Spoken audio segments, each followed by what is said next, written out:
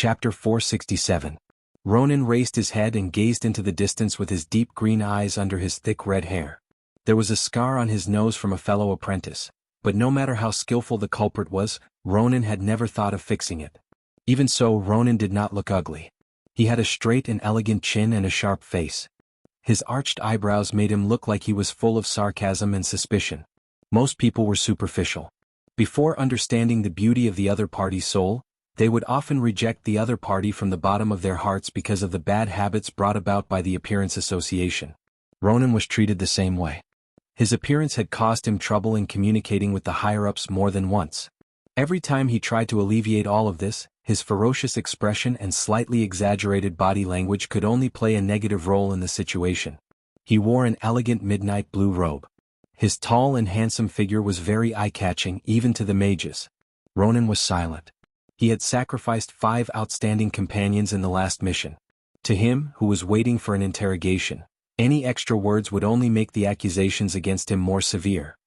He stood in the middle of the room and looked at the door again, waiting for a mage to come in and speak to him. An interrogation or a direct sentence from an important figure. The door, which seemed to be made of solid metal, disappeared without a sound. It was the same for a door made of magic. It was controlled by a magic program that normal mages could not understand. The Kirin Tor Parliament had used this cage system to imprison many criminals in the Violet Prison under the Dalajan. It had been like this for hundreds of years. The sudden light from the door made Ronan turn his head and close his eyes. But quickly he opened his eyes and looked straight at the door. To his surprise, it was not the intimidating inquisitors and their assistants, nor was it Krasus, who was half his mentor. Instead, it was a young sorcerer with a tuft of silver hair. His hair did not look like it was dyed, but it did not match his young face. Ronan looked at the person who came. It was Duque. Duque was also sizing Ronan up. He saw a pair of deep green eyes that were as calm as a lake before a storm. There was no fear, no anger, and no hatred. He could clearly see the ugly scar on Ronan's nose, as well as the helplessness under that seemingly vicious expression. Not only that, it was hard to even find anger. This kind of incongruous feeling made it difficult for Duque to connect the person in front of him with the glorious Kirin Tor Archmage in history. This was the first time Duque had seen such an expression since he transmigrated. It was an expression that could only be seen after one had been abandoned by one's teacher, rebuked by one's peers, insulted by the world, and made enemies with the entire world. If it was an ordinary person, most of them would bend their back and lower their head in front of a high-ranking person, trying their best to show a humble and pitiful posture. But Ronan didn't. From the moment he opened the door until now, his posture had been as straight as a pine tree. He did not raise his chin, nor did he lower his gaze. He just calmly looked straight into Duque's eyes. That's right. Ronan was not afraid of death, nor was he afraid of being questioned. He was only waiting for the result of his trial. Was it eternal oblivion or redemption? Hello, Ronan. My name is Duke Marcus. Nice to meet you. Duke Marcus. The 1.5-year battle at the Door of Darkness had made Duque's name known across the 2 continents. For the first time, Ronan was stunned. Why would such a famous person come to see him? My apologies, please forgive my stupidity, my lord. I don't understand how a sinner like me can help you, my lord. Or should I say, aren't you afraid of bringing misfortune upon seeing someone like me? Duque laughed. If it really is the power of the goddess of misfortune, perhaps anyone who looks at it will meet with misfortune. Duque replied, but your degree of misfortune is nothing to me, who has suffered the curse of the burning legion Sargeras and only has a month left to live. If you can really bring misfortune, then I should be dying in front of you right now. Do you want to count down? 3, 2, 1. I'm dead. I don't think I'm dead yet. Looks like your misfortune is useless against me. Do you want to follow me for a while? Ronan was tongue-tied. He couldn't keep up with the thoughts of this person in front of him. He felt like he was losing his ability to think. When he had been imprisoned by the Kirin Tor Internal Affairs and dragged away like a bag of trash, he had thought that his terrible life as a wizard, or even this cursed life, was about to be liberated. But when the door opened, Ronan found out that what awaited him was not the result of execution or the destruction of all his magic circuits. He would be unable to use magic for the rest of his life. Instead, he was going to follow a person who only appeared in legends? Ronan was stunned. Duque scratched his head. Looks like my reputation isn't working. Then, for the sake of the Alliance, the humans, the dwarves, and the High Elves, can you help me? This is a mission with a very high level of danger. When Duque said this, Ronan suddenly came to a realization. Ronan lowered his head for the first time and then quickly raised it again. There were a few more tears at the corner of his eyes. He shouted at the top of his lungs, I'm willing. I'm willing to do anything. I don't need to make any contributions. As long as I can wash away the sins on my body, so that I don't have to think about the faces of the victims' families every night, and make my heart feel better, I'm willing even if I have to die. Duque was stunned and then came to a realization. Azeroth's history still had its original momentum. But this was different from the original timeline. At the original timeline, Ronan had gone to save the Red Dragon Queen. That was after the war had ended and he had been imprisoned for a long time. At that time, Ronan had already calmed down, or perhaps his heart was dead. But now, after Ronan had committed a crime, he was in the most pain and his conscience was at its worst. It was as if he was in front of a cliff, unable to find his way out. Just as he was venting his pain, Duque had extended a simple wooden bridge to him from the other side of the cliff. Even though it looked unstable and had all sorts of questions, there was no doubt that this was Ronan's only salvation. Duque lowered his head and sighed, Ronan, if you follow me from now on, let me tell you why your magic always goes out of control. Chapter 468. What did it feel like to guide someone who was only half a step away from becoming a mage god? Felt good. Felt really good. It was like traveling to the past and teaching Edison how to invent and think about life. It was like teaching him to apply for a patent for his invention. If Ronan was a girl, it would be as bad as teaching a little girl who believed in Santa Claus to go to Mount Akina to watch an old driver drive. Fortunately, Ronan was male. Just like that, Duque's rescue team was formed, carrying the will and hope of the entire alliance. This was not an exaggeration at all. Tyrannisa's frontal attack put a lot of pressure on the alliance. They wanted to gather their army and counterattack in one go, taking back the Earthy Highlands first. In the end, more than 200,000 troops were blocked by an ancient dragon at the Wall of Thoradin, unable to advance. If not for the Griffin Knights of the Wildhammer dwarves showing enough ferocity to fight, Tyrannis might have charged straight into the army camp behind the Wall of Thoradin and washed it with dragon breath. The ruler of the skies was just that domineering. Duque, Gavin Rad, Sasha, Ronan, and Marion Firewing, who was forced into the team.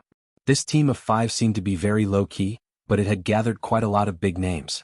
A deputy commander of the Alliance, a first-generation paladin, a ranger general, a future great mage and a Silvermoon counselor. Why did you come?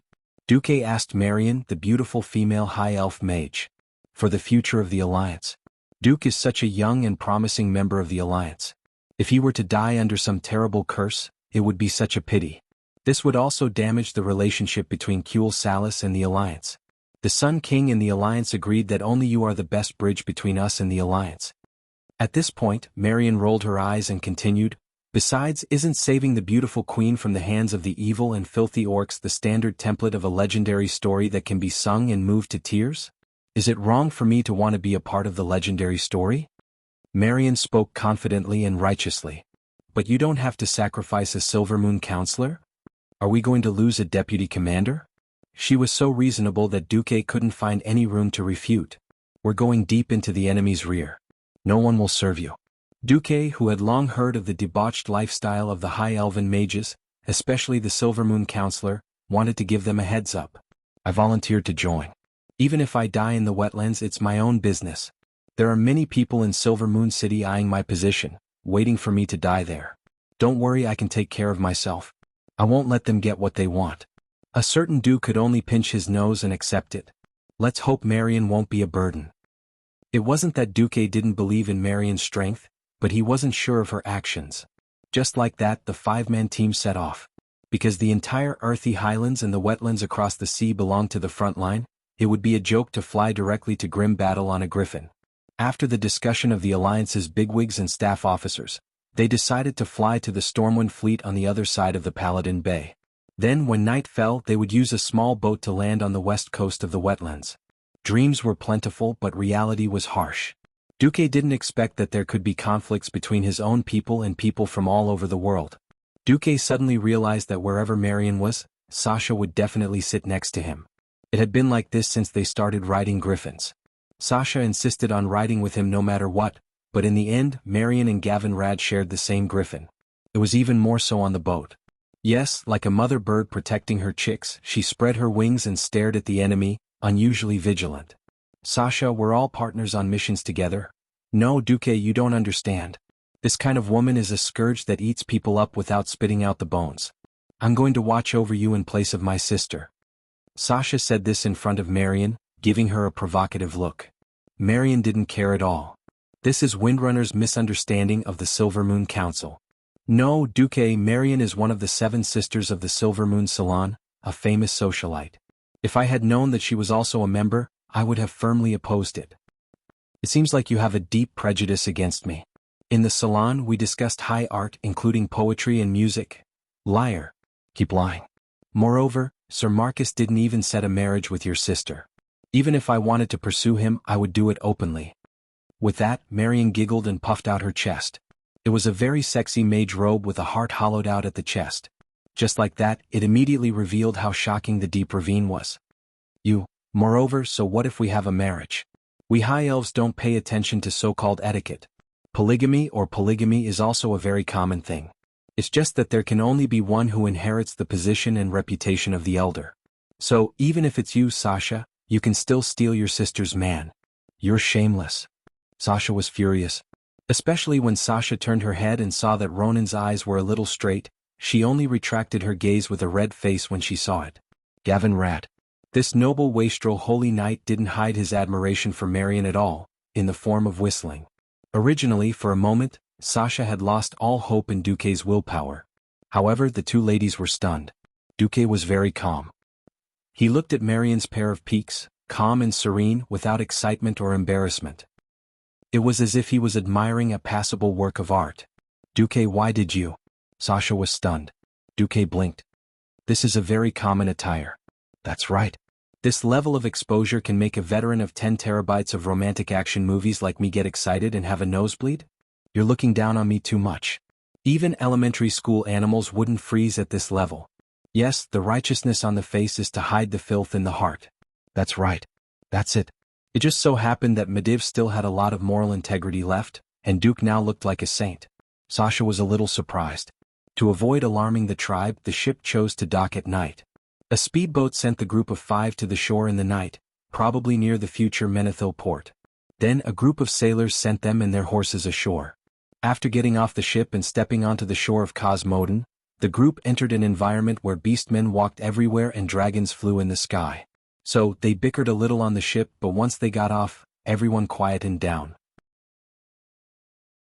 Chapter 469. On the battlefield, the situation was extremely heated. After suppressing the alliance at the Saladin Wall, the Horde desperately needed a diversion to vent their anger. Of course, Orgrim found one. Of course, it was Ghoul Dan's betrayal. Orgrim immediately mobilized the two brothers, Rend Blackhand and Maim Blackhand, and led 50,000 men to chase after Ghoul Dan's Twilight Hammer and Storm Predator clans. Apart from that, there were also many Dragon Knights. The chairman was right. To defend against foreign aggression, one must first pacify internal affairs. Orgrim did this in a comical manner. He wanted to quickly deal with Ghoul Dan and then endure until winter. When more orcs came from the Dark Portal, he would regroup next spring and attack Lordaeron again. After all, with the Earthy Highlands as a bridgehead, there would be no need to fight those disgusting naval battles and land battles. If all else failed, they would open a road to the hinterlands through the high-altitude mountains between the Earthy Highlands and the hinterlands. It all depended on how the Alliance defended the long front. Unfortunately, his opponent was Duque. Duke's goal was to kill as much as possible of the tribe's strength. Even when he was not here, there were still legends about him. Duke, who was no longer around, but his plan still had epic-making guidance. That's right, Orgrim's last 10,000 men did indeed cross the Alterac Mountains day and night to avoid the Alliance's pursuit. They crossed the entire hinterlands and returned to the Seaviewing Cliff. At the Seaviewing Cliff, Ghoul Dan did indeed destroy many ships, but there were still many left. After 3 days of hard labor, Orgrim finally managed to gather enough ships for 13,000 orcs and 1,000 trolls to cross the sea. Since he sent out the Blackhand brothers, Orgrim naturally wanted to return to the wetlands. After reorganizing the clans, he would regroup and stabilize the front line of the Earthy Highlands. Orgrim gritted his teeth and swore that he would learn from the humans and build a bunker. That's right. He would build a fortress on the east side of the Saladin Wall that the humans would have to sacrifice 100,000 lives to take down. Unfortunately, his grand plan was not realized before he suffered a heavy blow. Thinking about it, Duque knew that Orgrim could only return to the southern continent from the hinterlands, so how could he not have a backup plan? Moreover, it seemed like the heavens were not interested in protecting these foreign butchers of the horde. Just half an hour after Orgrim's fleet set sail, they ran into a storm. In this day and age, any sailor with a modicum of experience would act according to the weather. Unfortunately, Orgrim's subordinates were all muscular men who relied on brute force to conquer the sea. They acted recklessly and then they were punished. The gale raised a terrifying triangular wave that was at least 10 meters tall, easily capsizing all the small newly built transport ships. Only the transport ships that were built earlier and in better condition barely survived the storm. However, after the storm subsided, Orgrim was ambushed by the Nagas and the Murlocs before he could even calculate his losses. Ah! In the name of our master, Duke Marcus, kill all those green-skinned creatures. Vara, the furious scale Naga priest, laughed heartily. Gala, kill all the orcs. Murloc prophet Morgur yelled. Countless Murlocs rushed to the surface of the sea from the depth of 10 meters. The storm had little effect on the bottom of the sea. Basically, one could not feel the wind and waves 10 meters below the surface of the sea. Just now, the merfolk were simply picking up the human heads, drowning those who had drowned or those who had been thrown to the surface of the sea. Then, they cut off the heads and returned to the place designated by Duke to present the heads as a tribute. Now, countless Murlocs rushed to the surface of the water with crude weapons and climbed onto the low orc transport ships. They bullied the orcs who had been fighting against the storm for several hours and had exhausted their strength. They shook the not-too-wide orc transport ships, causing the orcs to lose their balance. On the shaking ships, the heavy weapons that the orcs were so proud of became a burden. One after another, the transport ships were captured by the Murlocs. No, Orgrim screamed at the top of his lungs. However, he could only watch the scene unfold from the flagship. There was nothing he could do. The great chief never thought that the last elites of the Blackrock clan would be buried here. After all, this was the last group of Blackrock orcs who had fought against the Draenei. They had rich experience and the strongest physique. They were the elites of the elites. They defeated the Draenei who played with the Holy Light. They were the vanguard of the expedition to Azeroth. They had killed more than 100,000 humans in the Elven Forest, killed the long-eared High Elves, destroyed Alterac, fought under Lordaeron, and attacked the north camp of the Alliance. They had never surrendered to any enemy, but because they were not good at swimming they were going to die here? Great Chief, let's go. Torghese of the Dragonmaw clan rode his dragon and swooped down at high speed. He let the dragon hover in the air. The dragon turned its snake-like neck and let out a threatening roar at the Murlocs in the distance. Unfortunately, there was only one dragon, and it had followed to cover the Great Chief. A normal red dragon did not have the stamina to stay in the air for so long. Only a dragon over 1,000 years old could cast an anti-gravity spell on itself, allowing its huge body to hover in the air effortlessly.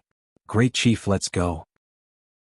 The damned Murlocs are already digging at the bottom of the ship, Orgrim's personal guard captain Hamark said. Dragons were the rulers of the sky but not the king of the sea. No matter how strong the dragon's breath was, it could not evaporate the entire endless sea.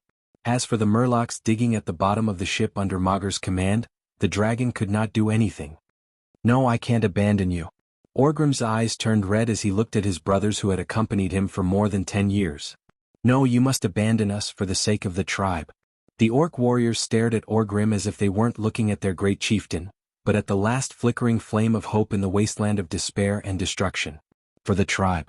This sentence deeply pierced Orgrim's heart. It was not that these brothers of the Blackrock tribe did not know how terrible the situation was, nor did they not know who caused their world to wither and die, but they still silently raised their weapons and continued to fight. They did this for only one reason, for the tribe. Yes, they were wrong. They trusted the wrong ghoul, Dan. They also started a wrong war. But for the continuation of the tribe, they could only make mistakes again and again. But no one regretted it because of the same reason, for the tribe. Chapter 470. Orgrim was agitated. Orgrim, who had returned to the wetlands alone, was almost in a frenzy. He mobilized all the resources at his disposal and launched an irrational attack on the Alliance. In Dan Moro, Orgrim mobilized 100,000 beastmen laborers, ignoring the harassment of the Dwarven assault team and forcefully breaking open the mountain. If the Ironforge relied on the entire mountain, then the tribe would use brute force to destroy the entire mountain. In the wetlands, Orgrim stayed in the grim battle fortress for 3 days. The news that came out was that the furious chief had the beastman warlock Necros inflict the cruelest soul torture on the Red Dragon Queen. In the end, Orgrim managed to squeeze out a few Red Dragon fighters who were in hiding. Carentes, Gahiron, Christasa, Ilstrasa. 2 males and 2 females. Unable to endure the faint waves of pain that their queen transmitted through her soul, the 4 dragons jumped out on their own and landed in the tribe's bowl. As a result, the tribe now had 5 ancient dragons, or at least close to the ancient level. These 5 giant dragons harassed the Alliance's defense line day and night. The entire Alliance was in a heated argument over whether or not to kill these red dragons who had become enemies. Did the Alliance have no backup plan? Definitely not. In a throne meeting at the command center near South Shore, King Salas of Stromgard, whose country had officially been destroyed, was furious. Bang, bang, bang. He slammed the table. Those damned red dragons have fallen into the abyss of evil. I don't want to hear anything about being kind. The truth is that these giant lizards went crazy for their queen.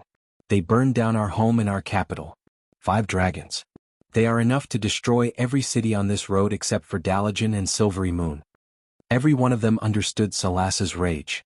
King Lang and General Haas, whose country had also fallen and their capital destroyed, resonated deeply. King Zeon Grayman of Gilneas was the most shocked. Among the remaining Alliance capitals, his home was the weakest and closest. What are we waiting for? If we gather all the advanced mages from the Dalajan and Kuel Salas, we won't have any problem killing these dragons. Antonidas and Prince Kael'dats, who was attending the meeting as a representative, had the darkest faces. In the end, it was Antonidas who spoke. If they are willing to land and fight us, we can still kill these 5 red dragons. There are 2 problems. First, will they obediently land on the ground and bombard us?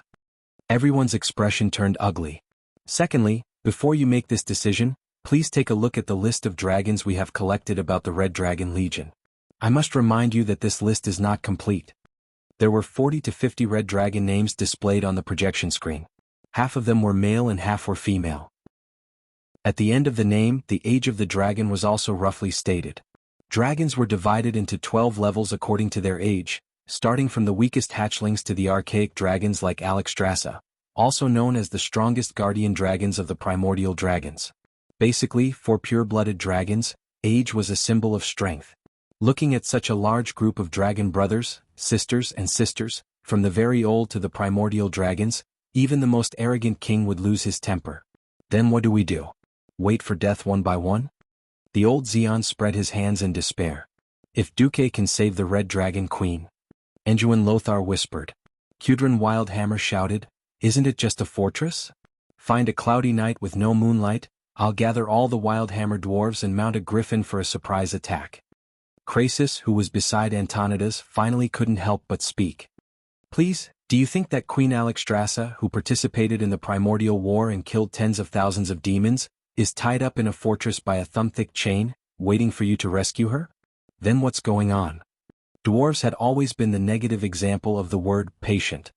Kudrin had a look of, I'll give you 10 seconds to solve the riddle, and if you don't tell me the answer I'll flip the table. Krasis added, Sir Marcus isn't very sure himself, but he has a direction. Krasis didn't dare to say the word demon soul, because he had a bad feeling, as if someone was manipulating Alexstrasza's fall. What the hell, in the end we still have to trust that brat Duque. King Zeon muttered. King Tarinas narrowed his eyes. Our vice commander has always done a good job. Why can't we trust a hero who has proven himself to the world? During this period of time, the cleanup of the horde in the Tirisful Glades was quite effective. There were already 15,000 orcs who had their heads chopped off. Tashin's orc head at the north gate of Lordaeron was not a lie. Zeon snorted, tacitly agreeing. The big shots of the Alliance still felt quite helpless. They didn't expect that in the end they could only rely on Duque. How ironic. Hundreds of thousands of troops couldn't advance, and they could only wait for a young man who might die to save himself, the whole Alliance, and the whole world. Duke wasn't too clear about what was going on in the outside world. He could only understand what was going on in the outside world through magic communication when he stopped to set up camp. Duque didn't dare to send too many messages, he was afraid that he would be detected. Some dragons were quite sensitive to magic fluctuations. He wasn't sure how many dragons in the Red Dragon army were actually working for the orcs, or were just doing their jobs. Duque didn't dare to take the risk. 4 days had passed. In this wetland full of swamps, the biggest threat was nothing more than annoying mosquitoes. Don't think that rolling around on the grass on a summer night is very romantic. When the mosquitoes swarmed you within a few minutes and stung all your exposed skin, you wouldn't be able to cry even if you wanted to. Of course, as a college student with some common sense, he prepared garlic and sulfur in advance. Garlic repelled mosquitoes and sulfur repelled snakes and bugs. While Windsor was a ranger, she loved nature. Mosquitoes were a woman's natural enemy. At first, only Duque and Marion used their tents. Later, in order to save sulfur, Marion and Duque's tents were next to each other. Windsor, on the other hand, squeezed into Duque's tent. Don't think that anything could happen. With so many third wheels around, you could turn around and everyone would know. If you didn't look at the terrible swamp nearby, the constantly changing scenery made the journey quite poetic. Thanks to the swamp that could swallow people whole, the orcs weren't as vigilant as expected. Chapter 471. Ronan, I actually think that your teacher is a bit lousy. While resting, Duke was hiding under the shade of a tree as he complained. No, teacher treats me very well. Being abandoned by his teacher was a pain in Ronan's heart. He could not describe the feeling of being abandoned by the entire world. He answered Duque's question with an argument that even he could not convince himself. No, I mean, didn't he see the structure of your magic circuit? He actually gave you such a trashy magic circuit model? It's a miracle that you were able to reach the Morning Star realm. Ronan was shocked. Luoning was shocked. He had only cast spells twice and revealed the magic circuits on his arm. The magic circuit that could be seen on the skin was only the tip of the iceberg of the magic circuit in a wizard's body. It was only about 1%. How could Duque say that it was a miracle that he was able to reach the Morning Star realm? Ronan did not believe Duque alone, but before Duque, Crasus, who was like half a teacher to him, had told him so. Ronan was conflicted. If Ronan was said to be hesitant at first, then Duque's next words shocked him. Did you realize that while others could operate the arcane magic circuit in the same way without any problems, when you used it yourself, the arcane energy would rush out like a wild horse? Yes. Ronan, who was sitting on the ground, lowered his head, almost burying it between his knees.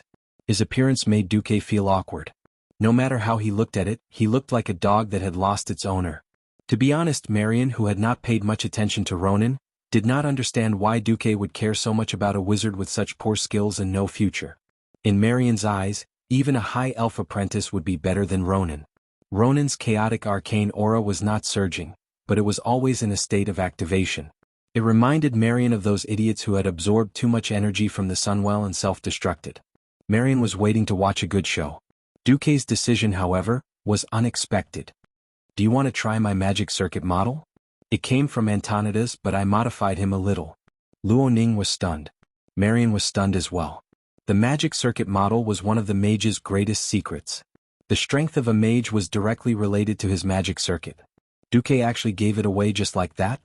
Duque softly chanted an incantation and transferred a series of runes and circuit models into Luoning's mind in the most direct way. Almost at the same time, Ronan let out a fanatical cry of surprise. The more complicated a magic circuit was, the better it would be. Of course, the simpler it was, the more useful it would be. The most important thing was that it had to be suitable for him. A person with heart disease would not be able to ride the fiercest horse.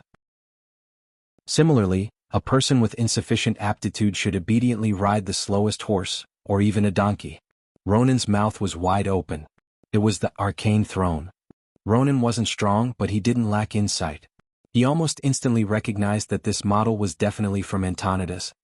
He lightly simulated it in his mind and immediately confirmed that it was the arcane throne of Antonidas, the chief archmage. But it was also different.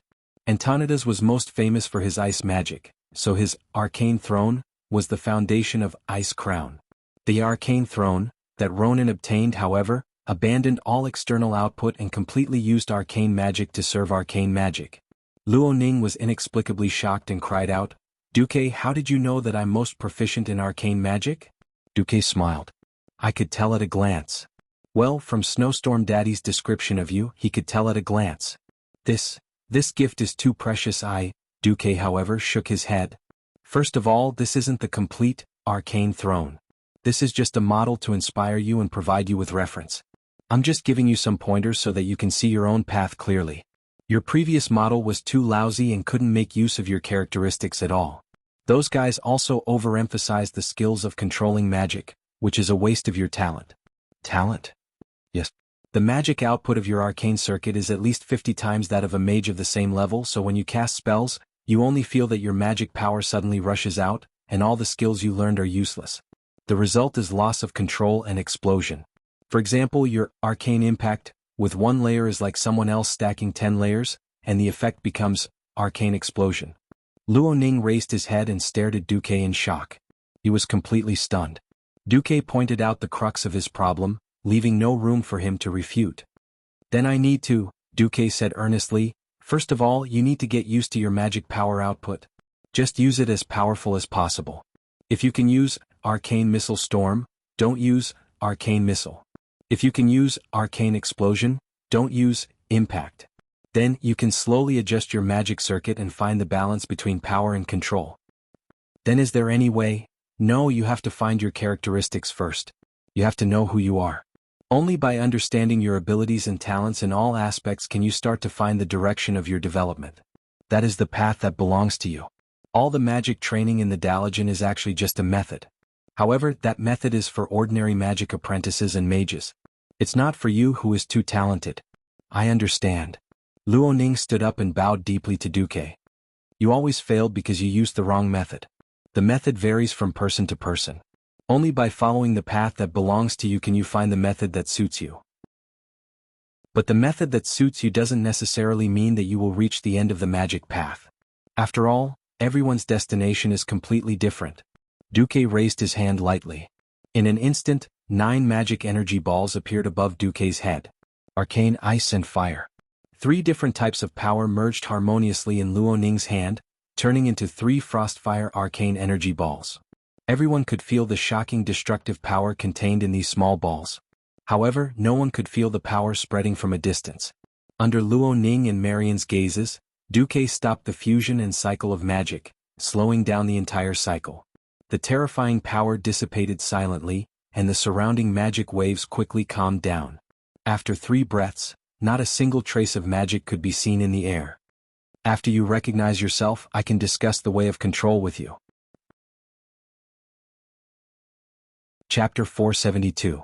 Sasha was about to go crazy. On one hand, she couldn't contact her 2 sisters.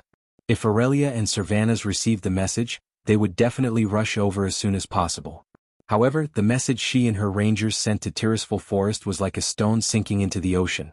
She wasn't worried about her 2 sisters' safety. In her heart, as long as they entered the forest, they would be the strongest. It was obvious that they were being held back by a target. She guessed correctly, it had to be Grom Hellscream. Her 2 sisters were still brooding over the fact that they couldn't take down that fierce orc even after working together in the first battle of South Shore. Their stubbornness caused Duque to lack powerful supporters. On the other hand, if Duque and the other 3 guards remained silent from start to finish, Sasha wouldn't feel troubled. If they focused their thoughts on the dangerous mission that they were about to face, Sasha wouldn't feel troubled. The problem was that Duque's journey was too leisurely. If one ignored the fact that this was enemy territory, there would be at least 7 or 8 waves of flying dragons flying overhead every day. This was like an outing. Ever since they'd come ashore, they'd only traveled a little more than 120 kilometers in 4 days. This was even slower than the normal marching speed of a human army. The swamp terrain was a little difficult to walk on. At least there were many paths that were obviously made by orcs. These paths led in all directions. As long as they headed east, they definitely wouldn't lose their way. However, Duque just rode on his horse, joking with Marian and Gavin Rad. He occasionally gave Ronan some pointers, but he refused to speed up. Everyone could see that Duque's hair was getting whiter by the day. The small tuft on his forehead turned white at the temples. Sasha also accidentally saw that the skin on the inside of Duque's left arm was starting to wrinkle like an old man's. Sasha finally couldn't take it anymore. She pulled Duque behind a small hill and said, "Duque, did you notice? Your hair is rapidly turning silver." "Isn't silver good? Silver is quite pretty. Look, don't you have silver hair too?" Duque seemed to be joking as he played with a strand of Sasha's silver hair. This was supposed to be a very intimate act. Normally, Sasha would have minded it, but she couldn't care less now. "Are you still joking? Duque, why aren't you nervous at all? Your life is counting down?" On Duque's face, there was an enigmatic calmness that Sasha could not imagine. "I don't know what you think of this war. I think that since I joined the Alliance's army, the moment I joined, every Alliance soldier should be mentally prepared to sacrifice themselves. Yes, I was afraid of it too, and I didn't want to die in agony after being tortured. But since I'm shouldering the future and fate of the 3 races with Noxus, I can't show timidity in front of my subordinates. But shouldn't we hurry to Grim Battle Fortress? The beautiful silver-haired elf waved her tender arms agitatedly, using her body language to express her unease and dissatisfaction. Or, do you know some important information that you don't think I have the right to know? Sasha's subtext was, Duque, do you think I'm not as good as my sisters? Duque sighed. To be honest, Sasha was indeed not as good as her 2 sisters now. Aurelia and Servanas, who had become ranger generals a long time ago, had rich battle experience. They were great talents who could take charge on their own. Because the Silver Moon Council did not want the Windrunner family to have too many ranger generals, Sasha had always been a small ranger captain. Now Sasha had the best talent, but she lacked experience. Right now, Sasha's abilities were far from what she had been when she had become the boss of the Silver Alliance. Sasha, who was taking charge of a mission for the first time, was a little impatient and had the patience to observe problems. Duque could not bear to disappoint her. It's not about whether I have the right or not. It's just that I don't know how to break out of this situation. Break out? Duque seemed to sense something. He waved at Sasha and asked her to move her ear closer. Sasha hesitated for a moment, but she immediately did as he said. Even though she believed that even if Duque spoke softly, her sharp hearing would be able to catch Duque's words, Sasha had seen Duque whisper to her elder sister before. She was very curious and felt that it was a form of intimacy and acknowledgement. Yes, acknowledgement from a very great human commander. However, after moving closer and sticking her ear closer, Sasha regretted it a little. Duque's soft breath tickled her pointy ear. It was a strange and numb feeling that she had never felt before. The breath of an adult man caused her slender and beautiful neck to be dyed a crimson red. She tried hard to hold it in, and secretly activated her wind power to interfere with any possible eavesdroppers. Then Duque's words were indeed very important. Yes. The Red Dragon Queen's capture is part of a continuous plot related to the internal strife of the dragons. If I'm not wrong, the Red Dragon Queen was controlled by the artifact that was attached to her power and soul, the demon soul, that was transformed from the dragon's soul. This matter was most likely the doing of the legendary Black Dragon King Deathwing. I'll think of a way to attract Nesario's attention and make our team part of his plot. Sasha had always been curious and intelligent. She had read about the ancient war in ancient books. However, Duque actually wanted to dance on the claws of the scheming Black Dragon King, and then use the sinister and cunning Deathwing? That's too daring, isn't it? According to Sasha's calculations, unless Deathwing rushed to the Well of the Sun and courted death, even with all the power of Kuel Salis, they might not be able to kill this ancient Dragon King. Sasha's sexy red lips opened wide in surprise. She suddenly understood why Duque moved as if he was on a field trip. However, isn't this too obvious? Or is it not obvious enough to attract Deathwing's attention? What if Deathwing isn't monitoring this area? Sasha's mind was in a mess. How can I achieve the effect you want without leaving any traces? Just as Duque was about to say something, a loud noise came from the team. Under Duke and Sasha's astonished gazes, one or more beastmen's broken limbs flew into the air, and the cause of this effect was an incomparably huge ball of arcane energy. Sasha couldn't help but shout, "Ronin, you idiot!" Chapter 473. At first glance, it looked like a wizard casting an arcane explosion spell, the huge purplish-blue ball of light expanding at high speed. However, it was clear that it was actually a huge turbulent flow of arcane energy in the form of an arcane missile. After destroying the target it was supposed to attack, this huge ball of arcane energy suddenly flashed and crashed into another hill in the distance. Break, break, break, break. The violent arcane energy turned into countless blue arrows of light, turning the entire hill into a sieve. Gravel flew everywhere, and the dust settled in the damp breeze unique to the wetlands. It was no wonder that Sasha was so agitated. The intense undulations of arcane energy told the red dragon in the sky that something big had happened. The dragons knew how much damage a Morning Star wizard could cause, and would not ignore it. In this era where illiterates were everywhere, some might know that human magic came from the High Elves, but very few knew that the dragons were the ancestors of magic. In ancient times, when the creation titans had arranged for the 5 dragons to become the dragon protectors of the world of Azeroth, they had arranged for the oldest blue dragon king, Malygos, to be the protector of magic. The other dragons had their own characteristics, but they were all very sensitive to magic. As Sasha cursed, she took out the longbow on her back with dazzling movements and nocked an arrow. The orc that had just been killed was obviously not worthy of Sasha's vigilance. The enemy came from the sky. Ronan, who had just finished pouring out his magic, had yet to recover from the violent but overly effective magic attack when he suddenly felt a shiver pass through his body. The feeling scared him so much that he almost jumped up from the ground. Something was approaching. He raised his head to look at the sky, only to see thick, gray cotton clouds. "Idiot, hurry up and leave." Gavin Rad grabbed the collar of this troublemaker and dragged him onto his horse. Ronan's face was pale. He realized that he had messed up again. Just because of a few orc laborers lying in ambush in a mud hole beside the swamp, he had alarmed the god of death in the sky.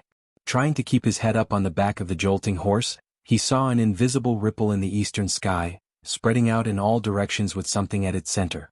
It was a little like a drop of water falling on the surface of water, creating a circle of ripples, only more violent. The clouds were violently torn apart.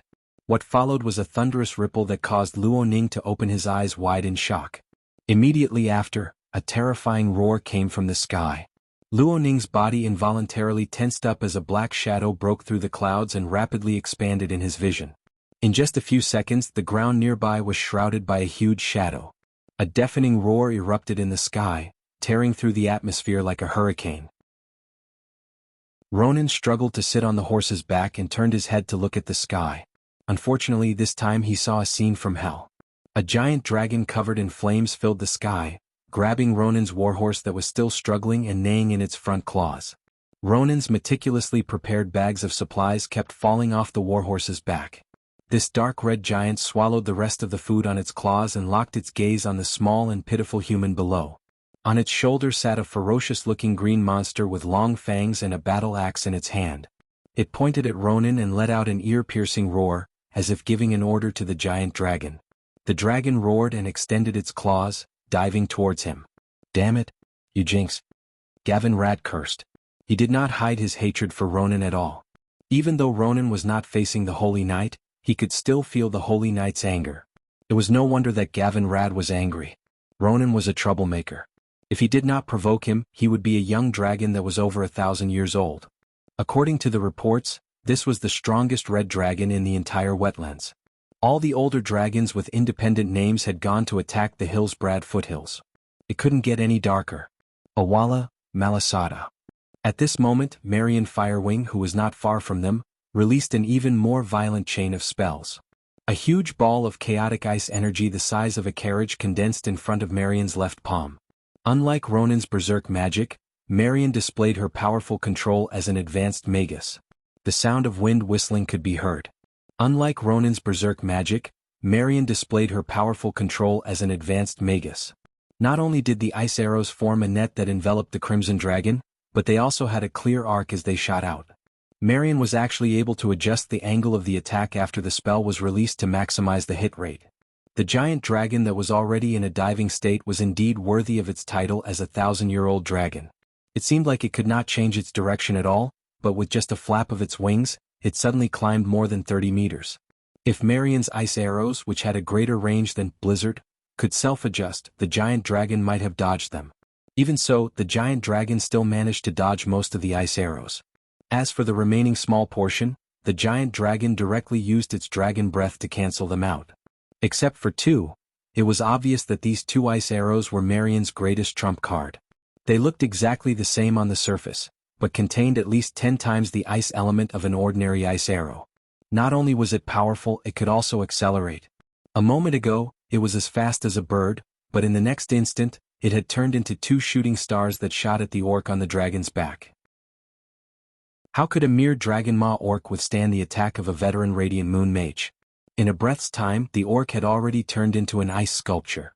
Just the tremors of the giant dragon's ascent had already caused the ice sculpture to crack and crumble, turning into ice crystal dust that dissipated in a few breaths' time. Unfortunately, this was already the limit of what Marion could do. If it was a head-on battle on land, the victor would only be known after the fight. However, an elven mage who could not fly against a giant dragon that could freely soar and perform all sorts of tactical maneuvers would only put Marion at a disadvantage.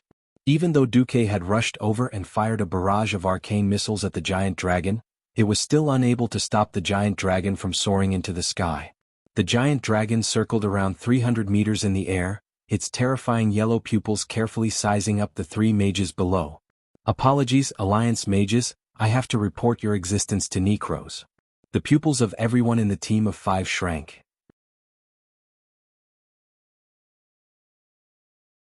Chapter 474. Unlike the others, Duque completely ignored Ronin. The dragon's figure was reflected in his eyes. But whether it was Ronin or the dragon, Duke didn't really care about either of them. What Duque cared about was Deathwing. If he couldn't attract Deathwing's attention and get the Black Dragon King's interest, then it would be useless no matter what he did. There wasn't a single warlock in the entire alliance. Apart from warlocks, no one could use the artifact Demon's Soul. Even if Duque was a warlock, he wouldn't use such a method to take control of Alexstrasza. Of course, how to deal with the current situation was also a problem. A young dragon with a body length of 23 or 24 meters and a wingspan of almost 20 meters. If they left it alone, just the fact that it wouldn't come down and was circling in the sky like a demon to summon the dragon was enough for the team of 5 to suffer. After Sasha arrived, she tried to use the ability she obtained from the Storm Altar to aim at the dragon's eyeball. She failed. 300 meters above the ground, the flow of the wind had become extremely chaotic. She had indeed awakened the power of wind, but that was more of a control over the wind. It wasn't like her elder sister who strengthened herself with the storm. One shouldn't think that a dragon's eyeball was easy to damage just because it was a weakness. As long as a dragon was more than 1,000 years old, its transparent eye membrane would be as hard as steel. Sasha bit her lower lip and said in a clear voice, "If anyone has a way, it's best if you use it now." Everyone first looked at Marion. She was the best fighter among the 5. But the Radiant Moon Mage spread her hands. "It's too far." Everyone noticed that Marion said it was too far, not that they couldn't fight. Then everyone ignored Ronin, who was at a loss of what to do, and ignored the short-handed Holy Knight. They focused their attention on the core of the team, Duke. Duque looked at the red dragon circling in the sky and asked Sasha, "Can you help me guide my magic?" "Oh. I need you to blow the elemental particles from my body onto that big lizard." Sasha was no fool. She was smart enough to immediately understand what Duque meant. Putting aside the power of the spell, just the fact that the direction of the wind could change at any moment made it difficult for the spell to hit a target more than 100 meters away. In fact, in a large-scale war, there was no way to coordinate the power of so many Pharaoh mages without a large-scale mana amplification magic array. What Sasha had done was actually some sort of amplification. Even if they did not know how to use magic, the High Elves were still very sensitive to the flow of elemental power. Not bothering to avoid suspicion, Sasha pressed herself against Duque's back and pointed at the giant dragon 300 meters in the air. A gentle breeze blew from their backs, and their silver hair fluttered in the wind, gently caressing Duque's face. The eyes of the 3 people beside them were transfixed, because in that instant, they vaguely felt that the hair colors of the 2 were unexpectedly the same. In the scene before their eyes, the 2 figures seemed to have blended beautifully. Even with a beauty hugging him from behind, Duque did not have the time to be distracted. He carefully sensed the trajectory of the fire elemental particles that he had released. In his retina, he could see the system elf rapidly calculating the trajectory of the shot with a 3D model. Wind direction, wind speed, fire elemental particles. All the data flashed in Duque's mind. This time, Duque raised his right hand, which was under Sasha's jade arm. Their arms overlapped. Duque then raised his left hand and placed it on Sasha's right arm. He softly chanted an incantation, and a fireball the size of a basin condensed in front of their fingertips. The fireball was very small, so small that it was about the size of a magic apprentice who had just learned fireball. With a soft bang, the fireball flew out. Amateurs enjoyed the show, while experts appreciated the artistry. Gavin Rad was just an onlooker, but Marion and Ronin's eyes were glued to the small fireball. The fireball shot up into the sky with an eye-catching tail of flames. If it were a magic apprentice's fireball, it would probably dissipate after flying 30 meters. Duque's fireball was different. Although it looked like a bonfire in a brazier, the 2 realized that Duque's fireball did not dissipate at all after climbing 50 meters. There were still as many fire elemental particles after flying 50 meters. 100 meters passed. 200 meters. 250 meters. Only then did the fireball visibly shrink. It was not a visual reduction, but the elemental energy it contained had shrunk. At first, the dragon soaring in the sky had only roared to inform its compatriots to come help. It did not care about the fireball at all. From the dragon's point of view, human magic beyond a certain distance was just like the fireworks they played with, purely for show. Was wrong. The fireball still did not dissipate. Instead, it was getting closer and faster. It actually accelerated twice. Roar. The red dragon was furious. Using a fireball in front of a red dragon that specialized in fire was a provocation in itself. Not to mention that the small fireball looked like it could really hit it. Whoosh. Without hesitation, the red dragon spat out dragon breath in an attempt to melt the fireball. Something strange happened again. The small fireball actually made a turn in the air, drawing a dazzling arc, bypassing a large area of the dragon's breath.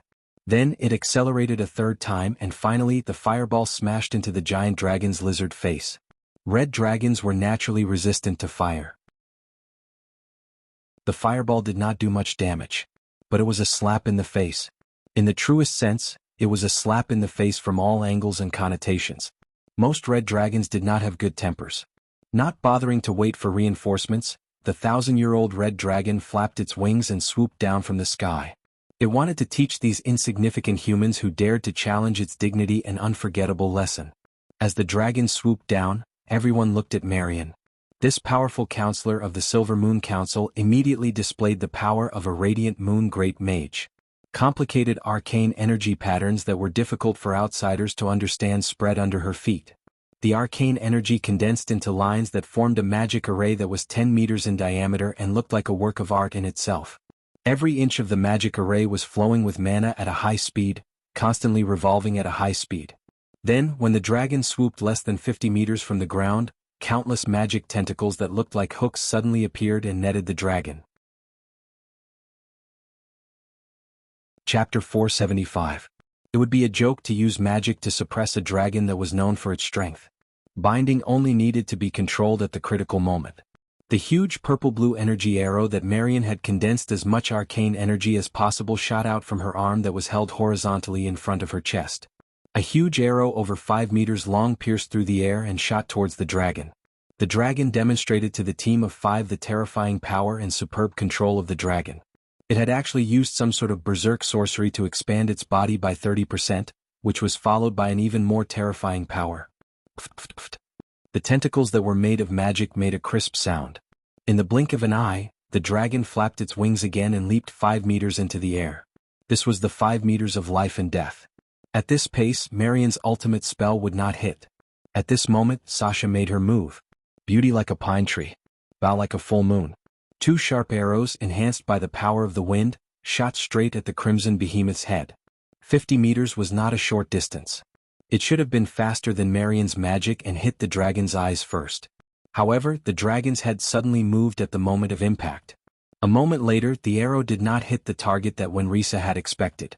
Even though it did not hit the dragon's eyes, the 2 arrows that contained Sasha's full power still injured the dragon's eyelids. Roar. It was an unbearable cry of pain. This could only blind it, not kill it. At this moment, no one noticed that Duque had used the swamp beside him to stack arcane impact. Most mages could stack 4 to 5 layers of arcane impact at most, but Duque had stacked it up to 12 layers. And he was using both hands, stacking 12 layers of arcane impact. The future Archmage Ronin was dumbfounded, and Marion, who was at the peak of the mystical domain and second only to the 2 kings of magic, was even more shocked. This control. Was Duque still human? The first arcane impact was released, but it didn't hit the dragon directly. Instead, it hit the left wing. Duque did not expect it to severely injure the giant beast. To the scales and thick skin of a 1,000-year dragon, a Morning Star wizard's magic was no different from a human's ordinary sword. It was a laughable method of attack. However, the impact from arcane impact instantly broke the balance of the giant dragon while Sasha was blinded. The entire dragon was flipped over 45 degrees. The second wave of arcana techniques was unleashed. This was the real deal. A huge ball of arcane energy exploded on the dragon's head. It was as if an invisible and untouchable 100-meter-tall giant had clenched his fists and punched down from above. There was a rumbling explosion in the air. In the next second, the entire dragon was blasted down by this powerful impact. No more, no less. It was exactly 5 meters. The scene was very, very funny. It looked like a frog trying to jump out of a pot of boiling water, but halfway through, it was covered by a lid and had no choice but to fall back into the pot. This kind of coordination was something mortals could not imagine. It was as if the god of fate had said that the next step was for you to die. No matter how careful you were, how you dodged, or how you defended, you still fell for it. It was a mystical force that almost reached the level of fate. But Duque did it. Without Sasha and Duque's coordination, Marion's all-out attack would have sent the dragon flying laughably. With little mana left, Marion could only wait for death. But with the two of them, the dragon was like prey that had fallen into a trap, unable to struggle. This was the sound of a sharp blade cutting through flesh. The magic arrow passed through the snake-like neck. The top half went in, the bottom half came out, and the chest pierced through the heart, finally emerging from the dragon's back. Bang. This was the sound of a second explosion after the violent elemental force entered the dragon's body. A radiant moon great wizard. This was a power that was second only to the two strongest kings of magi. It finally exploded in the dragon's body, wantonly destroying its internal organs. The dragon's powerful life force was still supporting it.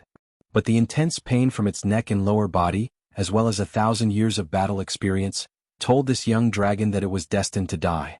This was beyond the limits of what its body could endure. The huge and powerful heart was still beating vigorously. But the dragon's blood that should have been pumped out into the arteries began to spread from the heart due to the destruction of the ventricles. The dragon's blood, which mortals viewed as a treasure, shot out from the dragon's body that had already fallen 30 meters into the air. At this moment, no one in the team of 5 had the time to feel the joy of killing the dragon. They were shocked to see that the dragon's chest had already swelled up, and there was a clear, piercing red light between its ribs like the sun. The dragon was going to go all out. It wasn't just the dragon's breath. The dragon's entire body started to scoop towards the team of 5. This was a dragon's breath at 0 distance. The faces of the 5 in the team were all pale. Dragons had reverse scales.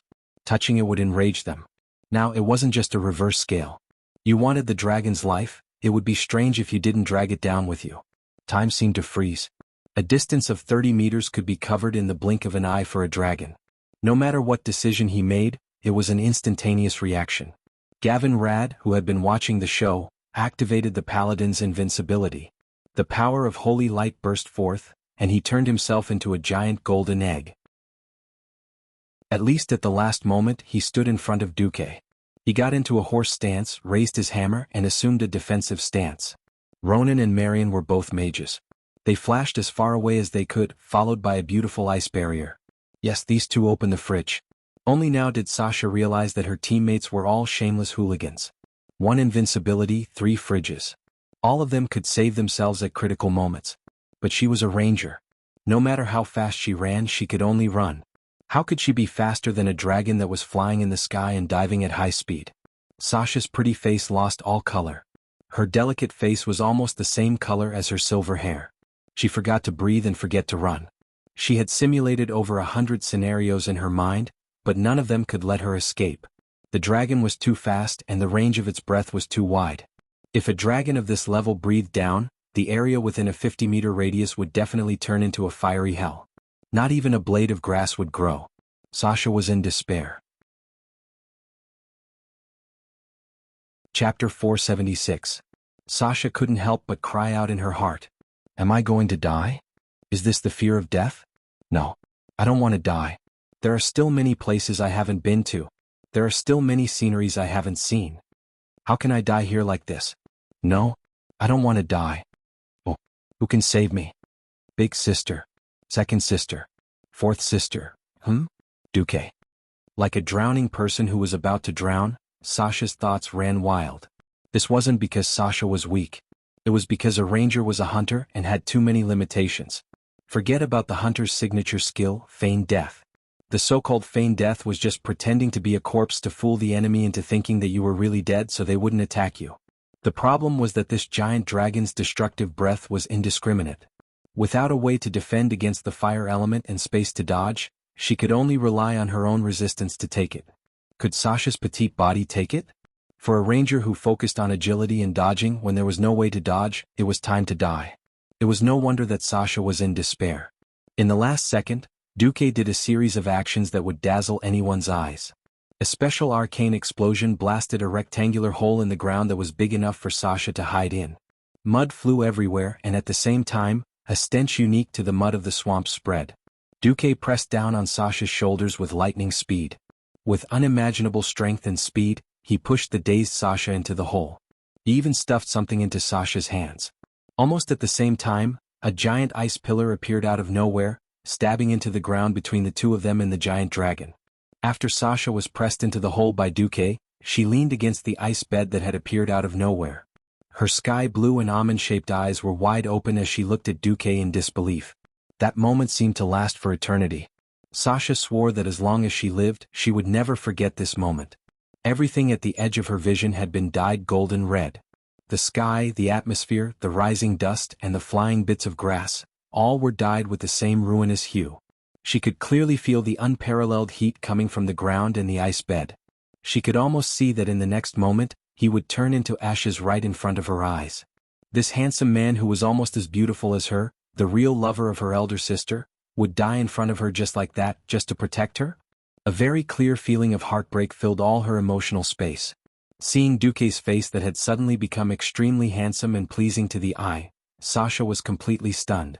Duque gave her a reassuring look, then opened his right palm, stretched out his 5 fingers, and activated the ice barrier in front of her. A trapezoid of ice that appeared out of thin air enveloped Duque, separating him from Sasha. Fridge.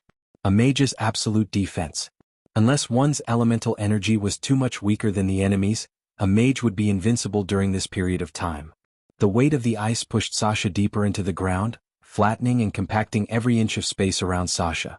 As Sasha had already been pressed into this rectangular pit, she wasn't directly pressed by the ice. Instead, because of this, Sasha became even safer. An incomparably high temperature descended. First, it was her head, then her entire body. The temperature from the soil became even higher. If it was said that she felt like she was being roasted on a fire earlier, then now she felt like she was being thrown into the mouth of an erupting volcano. It was a terrifying feeling that her skin was about to be roasted just by touching it. She felt like she was stuck to the edge of the pit. Am I going to die? Sasha couldn't help but scream in her heart. But through the transparent ice, she saw Duke's expression frozen in the layer of ice. It was a gentle, reassuring smile. If you knew that I'm still going to be roasted to death after all that you've done, would you still smile so gently? Sasha continued to scream in her heart. At this moment, Sasha suddenly realized that her right palm was glowing.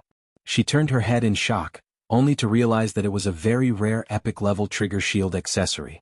A gentle barrier of light with a chilly aura covered Sasha like an eggshell, perfectly blocking the high heat that was pressing in from all directions. Sasha finally calmed down. She murmured softly, "Did you predict this as well?" There was no longer any threat or fear. Sasha, who had finally relaxed, reached out her left hand and caressed it. She pressed it against Duque's right hand through the ice. Her face was also pressed against the ice, enjoying the special coldness. After the mage's ice barrier was activated, the mage was fixed inside like an ice sculpture. The mage inside seemed to have stopped everything, but in fact, his thoughts hadn't. His sight and senses were still working. If needed, the mage could also cancel the ice barrier in advance and regain his freedom. But Duque didn't do that. The ground suddenly shook violently. The earth was shaking and the sand and stones were trembling. Because the 1,000-year-old red dragon that had already made its final attack was like a plane crashing. It was shoveling the soft ground with incredible speed. Rumble! A loud sound exploded under Duque and Sasha's feet, spreading further and further. The dragon's huge body shoveled away a lot of soil and stones, and splashed up a lot of mud in the swamp. The sound of the dragon shoveling the ground continued for a few seconds, and then there was a short pause. Then there was an intense rolling sound. After shoveling for a while, the dragon hit something like a boulder, and the shoveling turned into a rolling sound. How much time had passed? Sasha didn't know. She only knew that when everything calmed down, the cool piece of ice that was gently pressing down on her body disappeared. She didn't know why, but they clasped their fingers together across the ice. Between Sasha's 2 long legs, 2 warm human legs squeezed in. Luckily, at the last moment, Duque's left hand pressed on the ice above Sasha's right shoulder, preventing his whole body from falling on top of her. Close. So close. They were so close that they could see every detail in each other's eyes, and feel each other's breath. Their faces instantly turned red. Time seemed to freeze again. Suddenly, Gavin Rad's untimely shout came from afar. "Boss, are you okay?" Chapter 477. Gavin Rad was a qualified guard. Most of the time he was a tactful fellow. He had seen too many affairs between nobles. In fact, he had done quite a few of them. It was just that after Stormwind City had fallen, he had put more effort into battle and military affairs. Just now, when the dragon had tried to plow the ground, even though Gavin Rad was invincible, he had been sent flying by the huge impact. He was not hurt, but he had been thrown into a shallow swamp. He was in heavy armor and was in trouble. He could not run over, so he could only shout nervously. Who knew that Duque would have such romantic thoughts with his rumored sister-in-law in a situation like this? This rough man's words had messed up the atmosphere between Duque and Sasha. That was not enough. And then there was the next sentence. "Boss, are you dead yet? If you're not, make a sound." Duque did not make a sound. Instead, he used an arcane spell to write the word humph in the air. Gavin Rad, the single dog, was dumbfounded. Luo Ning was fine, but he was a little unlucky when he activated Ice Barrier. His whole body was sent flying by the dragon, and he landed in a swamp far away. After the Ice Barrier was deactivated, he fell into the mud like a tree. The swamp was not as deep as his calf. He would not drown, but he was in a sorry state. Ronin's face and red hair were covered in mud. To put it nicely, it looked like he had played with mud and wrestled. To put it bluntly, it felt like he had crawled out of a pit of shit. The only one who was not in a sorry state was Marion. Her blink was very far and she had crossed dozens of meters. So, after she deactivated Ice Barrier, the first thing she did was to finish off the dragon. A 40-meter-long super arcane energy blade extended from Marion's slender hand, and it beheaded the dragon who was coughing up blood and struggling on the ground to finish off Duque and the others. Everything was silent. "Duque, can you get up first? You're so heavy." Not daring to look at Duque, Sasha, who was under him, tilted her face slightly. "Oh, I'm sorry." Her current posture was indeed unsightly. Even the thick-skinned Duque blushed. How should it be said, the three Windstalker sisters were too similar. For a moment, Duque almost thought that the person in front of him was his own Aurelia, and he wanted to press on and get intimate with her. Fortunately, the hair color of the three sisters was quite different. Especially Windsor's bright silver. That was close. That was close. He almost became a beast. Duque thought to himself that he was lucky. Then he stood up in a gentlemanly manner, bent down, and extended his hand. Sasha was slightly stunned, but she still placed her soft and slender hand on Duque's palm. On the other side, Gavin Rad had just pulled the miserable Ronin out of the swamp. The swamp might not be deep, but the suction wasn't something an ordinary person could easily break free from. Then, the two burly men covered in mud saw Duque pull Sasha out of the pit gracefully. Duque even carefully patted off the snow on Sasha's shoulder armor. "Hey, can someone tell me why when I pull you up, what we're patting off is mud that smells like that thing? Why are they patting off snow?" Gavin Rad muttered unhappily. That's right. The style was completely different. One side was very beautiful, and it was completely in line with all the elements that were praised by bards in night novels. The other side was very good, but the style was terrible. Ronin was completely unmoved. Instead, he held his head with both hands in distress. "I only saw that I once again helplessly watched my teammate in danger of death. The one who risked his life to save his teammate was the great Duke Marcus, not me." Gavin Rad was originally very angry at the troublemaker, Ronin. But after knowing that Ronin had caused the death of his teammate and the pain and self-blame that he couldn't hide, Gavin Rad suddenly felt pity for the rough red-haired mage. Marion was very unhappy. She was clearly the main damage dealer. Why did the main character become Duque? No, that wasn't important. What was important was why Duque actually had something going on with his sister-in-law. That was what Marion was most unhappy about. Marion put her hands on her hips. "Hey, whatever you want to say, wait a bit. I insist that we move immediately. Based on the speed of those lizards, more will arrive in 10 minutes at most." How far could they go in 10 minutes? The horses of the five were all startled. Ronin's horse was swallowed in one bite, and the other horses were nowhere to be seen. The only one that could be seen was Gavin Rad's horse. Perhaps the horses of paladins were especially easily inspired by the holy light and were especially courageous. Anyway, Gavin Rad's heavy war horses didn't run. They just stayed at the edge of the swamp and watched Gavin Rad. However, when Gavin Rad came out of the swamp and passionately hugged the horse's head, the horse seemed to have smelled Gavin Rad's unpleasant odor. It actually snorted, turned around, and galloped 10 meters away before turning back to look at Gavin Rad. It was clearly saying, "Don't touch me if you don't wash yourself clean." Oh my god. I'm so handsome, but my horse is actually looking down on me today. Gavinrad looked like he had nothing left to live for. Duke glanced at the cloudy sky in the distance, then looked at the system notification and said, "It's going to rain. We won't be able to walk far in 10 minutes. If we move recklessly, we'll be digging our own graves. Let's just stay here." Stay here? Marion's eyes widened in disbelief. Of course we'll disguise ourselves. At this moment, Marion, Gavinrad, Sasha, and Ronan were all stunned. What kind of disguise could they do in 10 minutes? The 100-meter-long ground was still burning. The huge traces of the Crimson Dragon's crash could be seen from far away. Not to mention the eye-catching corpse of the Crimson Dragon that was as large as a small mountain. Marion was a little flustered. She subconsciously raised her head and tilted her chin.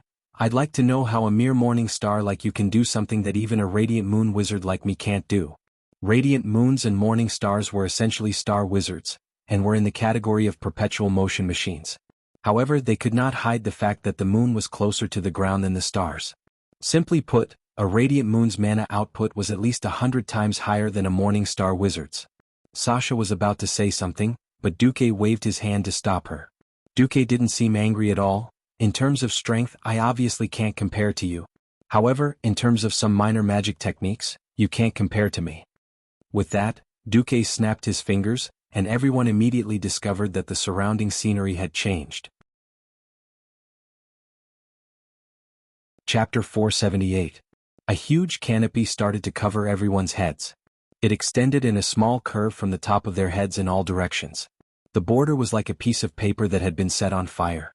A burning mark that kept moving downwards appeared in everyone's field of vision. When it felt very realistic but still a little distorted, everyone came to a realization.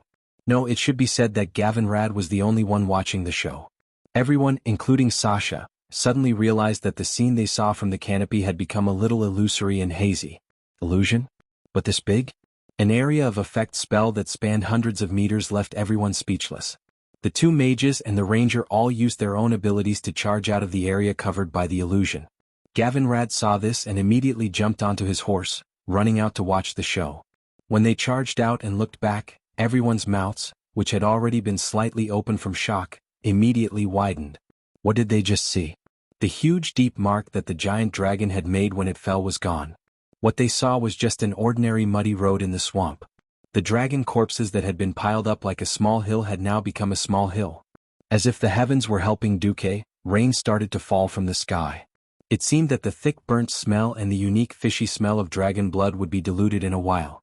Seeing this, Gavinrad breathed a sigh of relief.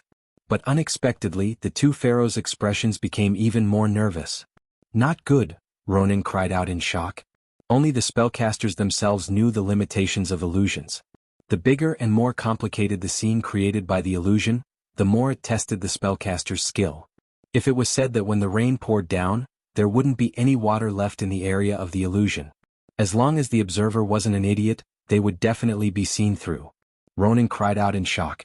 Marion also clenched her fists nervously. Once again they couldn't believe their eyes. What was that? The rain poured down from the sky and the dense and long lines of rain fell to the ground. It didn't have the unstable feeling of being in a trance like a low-level illusion. It did not have the rigid intermediate illusions, which did not care if it was raining or scattering sand. Everything inside the illusions would be absorbed without making a sound.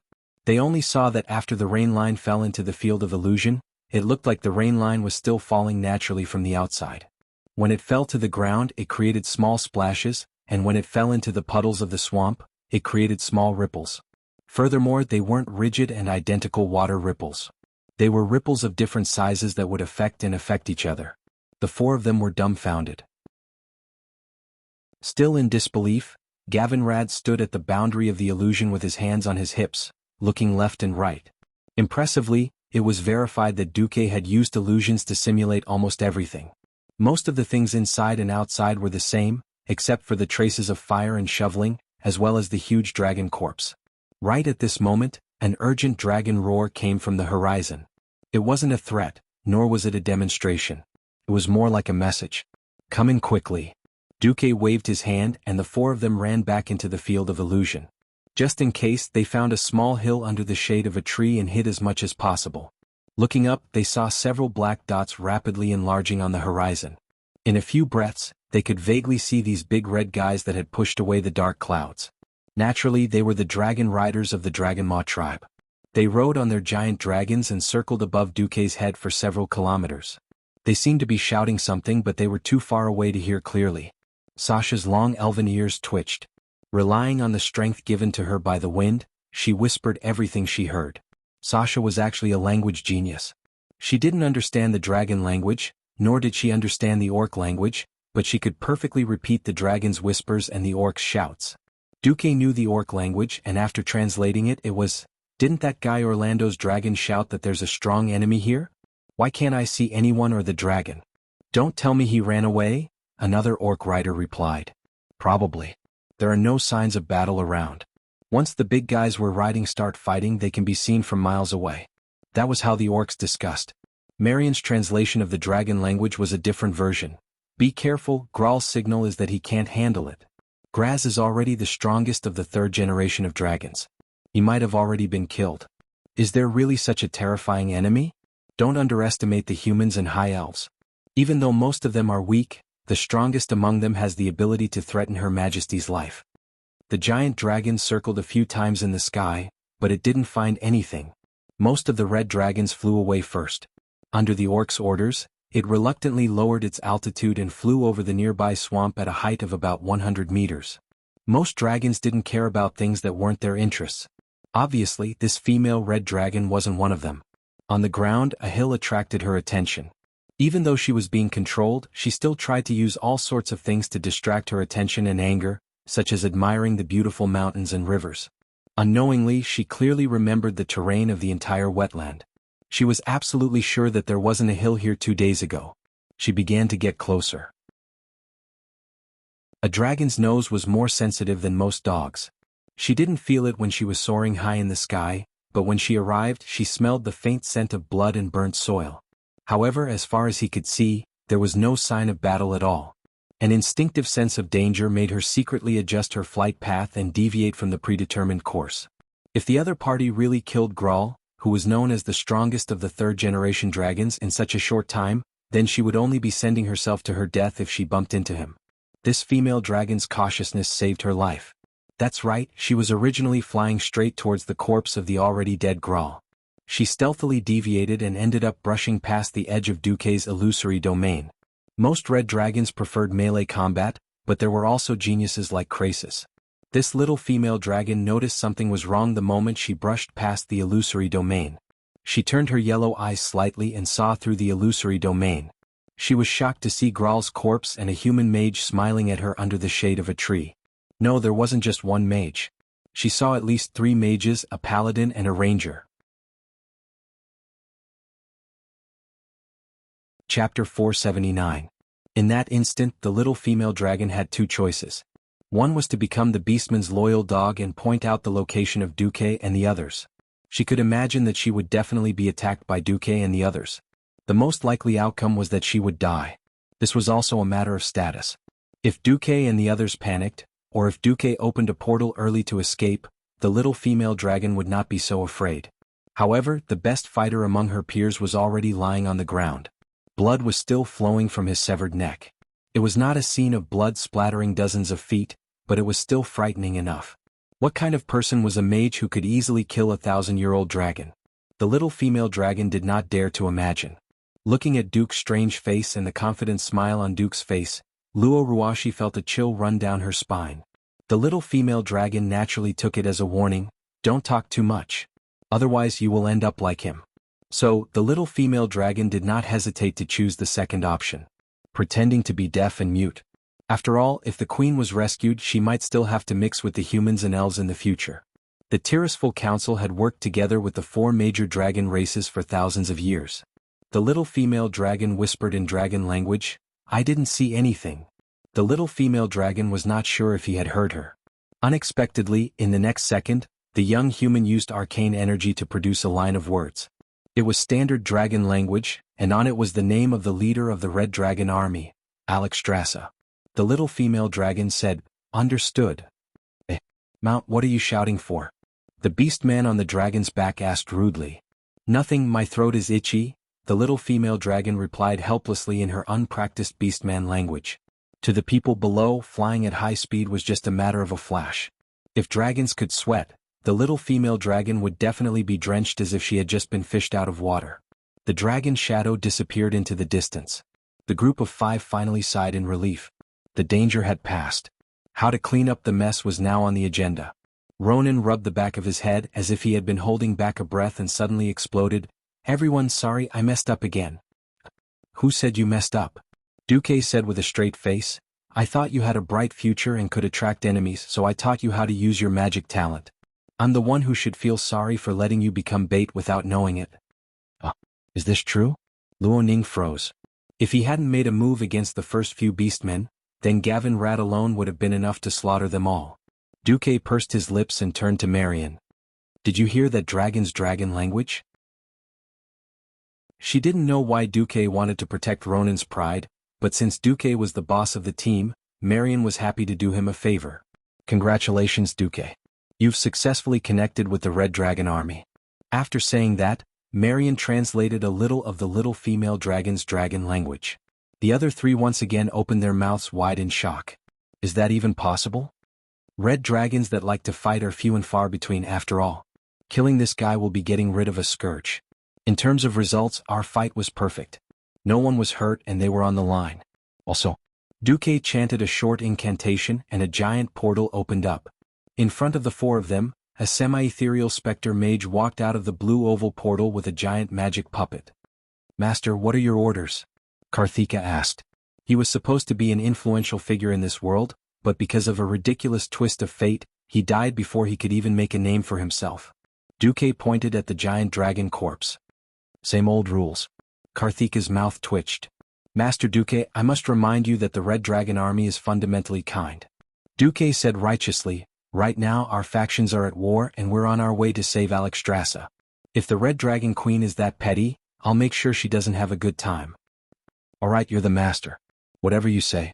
Karthika waved his hand and more arcane puppets ran out of the portal. Under his command, they skillfully dissected the dragon corpse.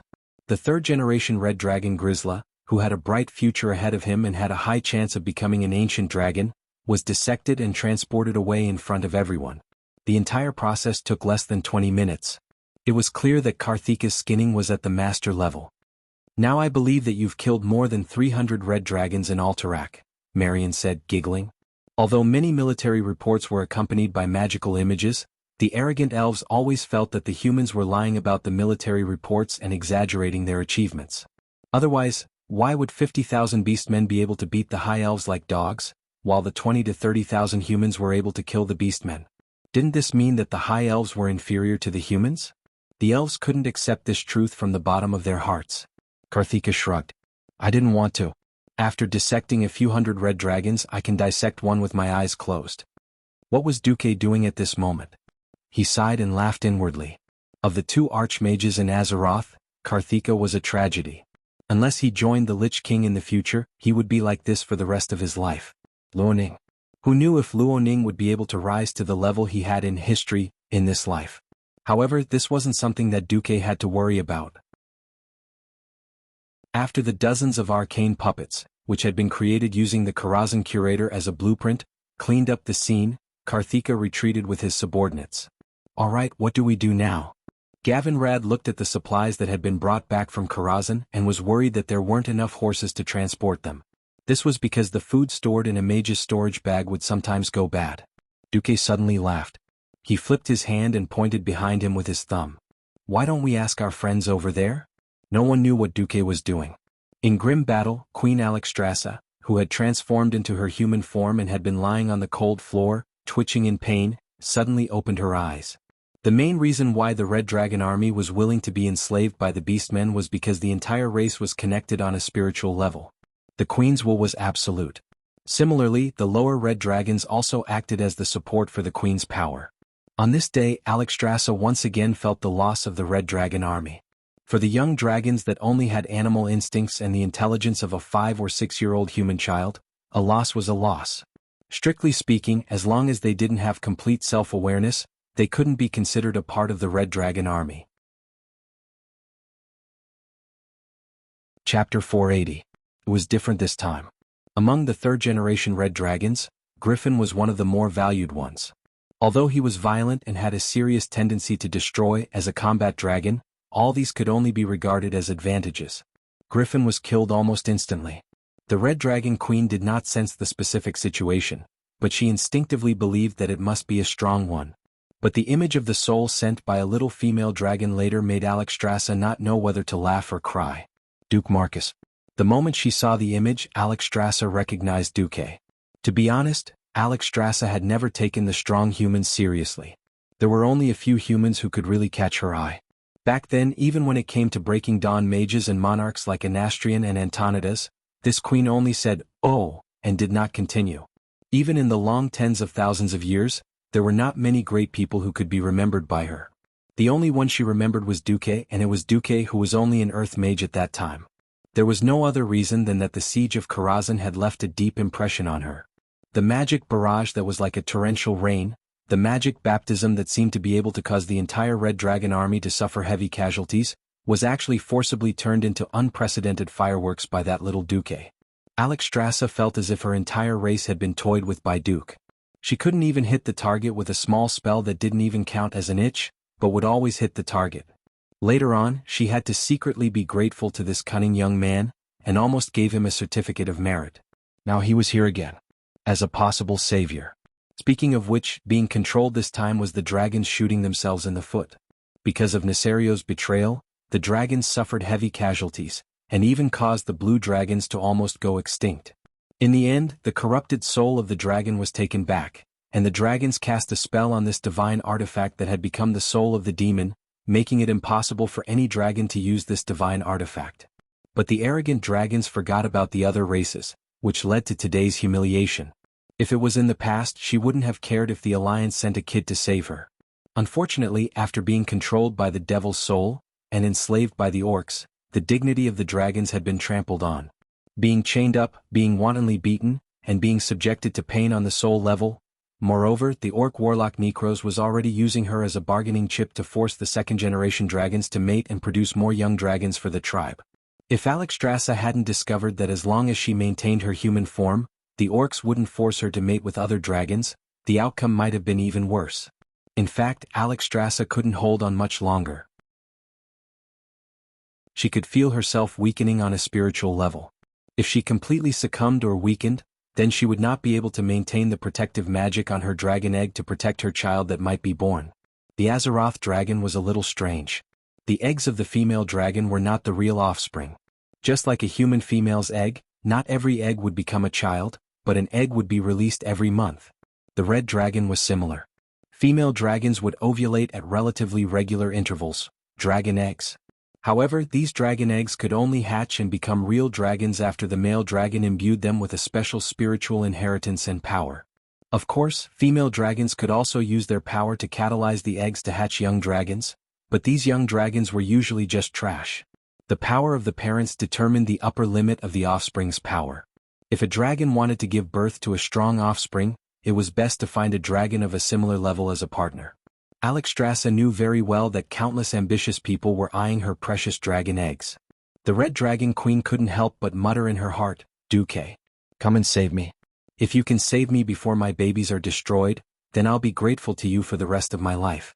Otherwise, if it's too late, don't blame me for taking it out on you. It seems like I can't beg a little human to be so perfect. I'm so conflicted. On the one hand, she had to place her hopes on Duque and hope that he would come quickly. On the other hand, she felt that it was too much to place her hopes on a human who wasn't very powerful. Alexstrasza, who was deep in the whirlpool of despair, was actually a little confused at this moment. Duque could not guess the thoughts of the once high and mighty Red Dragon Queen. At this moment, Duque had met an unexpected ally. In the original time and space, when the Alliance mobilized to save the Red Dragon Queen, the main force of the Horde had already been defeated, leaving only the scattered tribes and clans resisting stubbornly. Therefore, in the entire wetland area besides the Orc Dragon Riders of the Dragonmaw clan, there were also a large number of Alliance armed forces. The Griffin Knights of the Wildhammer Dwarves from the Eagle Nest Mountain, the Bronzebeard Dwarves from the Iron Furnace Castle, and the Silver Hand from Lordaeron. At this point in time, this was the standard definition of the enemy's rear. Duque didn't expect anyone to come here to help him, but who knew that he would meet an important person, Prince Muradin Bronzebeard. He was said to be a prince because the father of the 3 Bronzebeard brothers had died, and now Magni Bronzebeard was the king. As Magni's second brother, Muradin was naturally promoted to a prince. After the little female dragon ran away, seeing Muradin and a group of dwarven warriors emerge from the ground, Duque was dumbfounded. "Why are you here?" "Nonsense. You, the deputy commander of the Alliance, can come. Why can't I, the Cosmodan dwarf, be here?" Yes, dwarves were always so simple and direct. In the eyes of humans this was almost too rough. Duque couldn't help but smile. That's right. Strictly speaking, this was still dwarven territory, just that it was occupied by the Horde. I was wrong. I'm so happy to see you, my friend. Duque bent down happily and opened his arms. Duque immediately knew that he was too happy. "Welcome, Bronzebeard dwarf, my eternal friend." Muradin, who was carrying at least 60 kilograms of armor, almost pounced on Duque and gave him a bear hug. Kalala, Duque could clearly hear the crisp sound of his bones. Just a little more, and Duque felt that he would have broken many bones all over his body. Muradin immediately realized that he had gone too far, and immediately let go of Duque. "Damn it, you human mages just have weak bodies. Woo-woo. I'm asking for it. It's my fault. I'm just a university animal and I transmigrated to this body. You're blaming me? I'm already training. I'm training all right." Chapter 481. Duque lamented in his heart as he complained, "Not every man is called Arnold Schwarzenegger." Alas, Azeroth was still a world with backward medical care and harsh natural environments. Babies who weren't particularly strong couldn't survive to adulthood at all. In a sense, the average physique of modern people was actually far inferior to that of medieval European adults. That was a long story. Ahem. Duque coughed a few times before he could catch his breath. Muradin glanced around. "Come on, let's get back to our base." The dwarves really had burrowed out of the ground. No one would have thought that under the wet, muddy swamp, the dwarves had opened countless tunnels. They weren't simply reinforced with wooden planks, but tunnels with standard beams and pillars as well as stone roofs. Looking at the tunnel, which was rather low by human standards and was wet from time to time, Muradin immediately apologized. "I'm sorry, my friends, we didn't mean to mistreat you. After all, this is built to dwarven standards." The most majestic dwarf wouldn't be taller than 1.6 meters. So the dwarves already found the tunnels at a height of 1.8 meters to be very comfortable. This was hard on the big guy Gavin Rad, who had to crouch all the way along. Walking in the tunnels, everyone got over it. Only Marion used her magic, a little disgusted. She covered the entire ceiling, walls, and ground with frost elements to make sure that the places she walked were relatively clean. Muradin frowned but didn't say anything. As they walked and talked, Duque finally learned why Muradin was here. At the beginning of the Alliance, Muradin had stayed in Lordaeron as the highest representative of the bronze-bearded dwarves in the Alliance. He also tried his best to get support for his country. Muradin soon discovered that, in fact, it was enough for him to deal with Duque. Because as long as his request wasn't too outrageous, Duque would get it for the bronze-bearded dwarves even if he had to go to other human kingdoms to extort, and use his own fleet to deliver it directly to the meeting point on the northern coast of Ironstove Castle. Medicine, food, even iron ore. Duque did the best that an ally could do. Over time, Muradin and Duque became very good friends. Recently, the Alliance had begun to switch from defense to offense. Muradin could no longer sit still and handed over the work to his deputy. He immediately rushed back to the Iron Furnace Fort. In a situation where Magni was unable to allocate more manpower to him, the second son of the Bronzebeard family relied on his dozen or so good friends to attack the mines controlled by the orcs and rescue many of his compatriots from within. Then, relying on these rescued compatriots, they organized a resistance army in the wetlands and attacked the orcs everywhere. Duque couldn't help but laugh involuntarily. "I was wondering why the sky was filled with flying dragons, but it turns out they're actually searching for you." Duque felt like he had been implicated. Muradin did not show any weakness. "Isn't it to prepare in advance? When you attack Solder Bridge, we can support you from the south." Duque smiled bitterly. After walking for more than half an hour, they finally arrived at the base of Muradin's rebel army, the Verga excavation site in the southern part of the wetlands. Unlike the excavation site in the future, which was filled with all sorts of things, this was now just the dwarves' excavation site.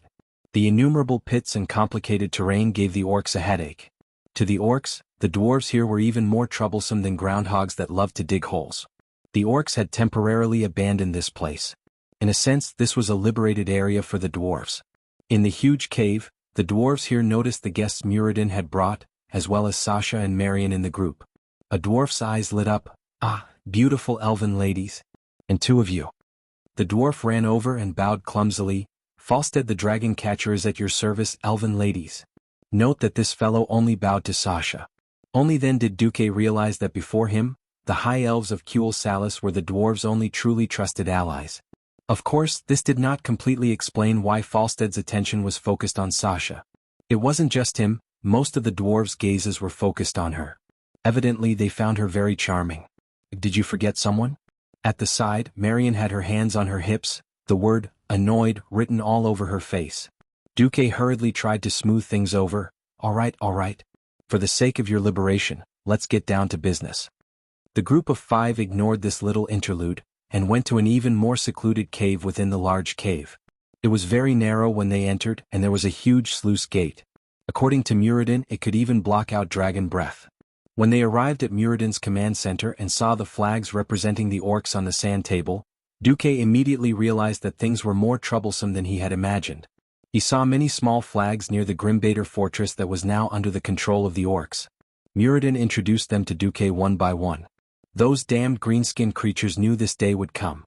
Ever since Orgrim and the Horde suffered a tragic defeat at the gates of Lordaeron, the Horde's forces began to gather here.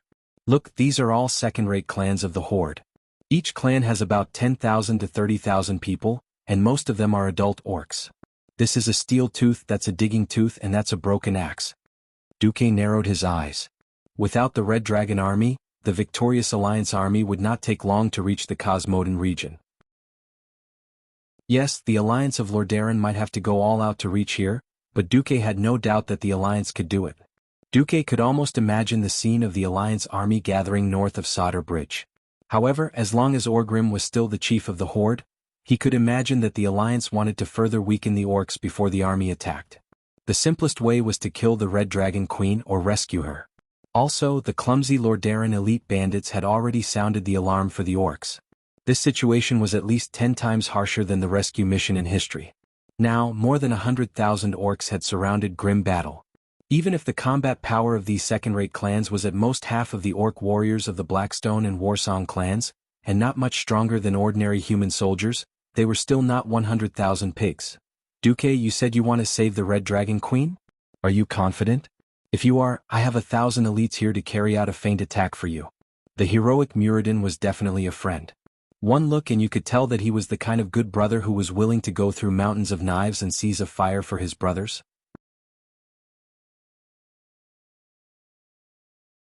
Chapter 482. In history, Muradin and his younger brother, Beof Lang Bronzebeard, founded an organization known as the Association of Explorers.